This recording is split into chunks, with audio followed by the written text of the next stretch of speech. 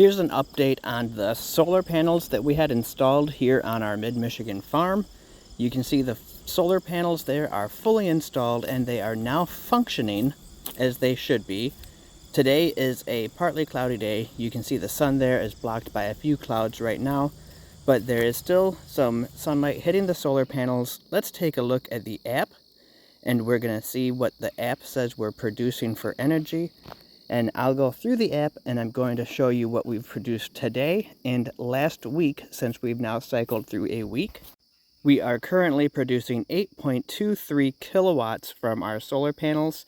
You can see there the house is using 4.6 and the 3.72 is going back to the grid, which will credit our account for the future when we maybe are not producing so much.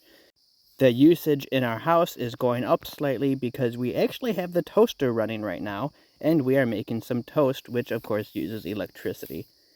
As we scroll down on the app, we can see that so far for the day, we have produced 29.3 kilowatt hours of energy, while the house itself has only used 18 kilowatt hours.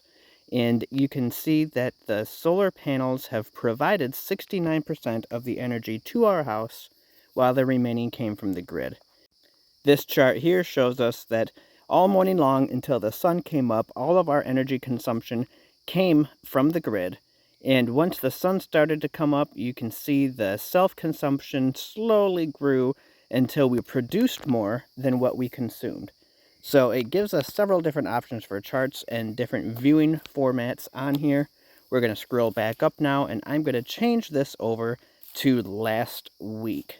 So last week for the week, we produced 295 kilowatt hours while we only consumed 216 kilowatt hours. Keep in mind our solar panels were not turned on till Monday afternoon, so this does not include Sunday. But let's take a look here. Let's flip to yesterday, Friday. A couple of these days were actually rainy, but the sun came out in between rains. So we produced a little more and a little less because of the weather patterns. You can also see where our energy use differed depending on whether we were home working or what we were doing in the house. We've discovered that doing laundry sucks up a ton of energy. And here's that production and consumption chart that we have for the entire week, for our first week. And again, you can see there's nothing there for Sunday because we didn't have it on Sunday. So far, I'm finding this app really fun to keep an eye on and to track our energy use and our energy production.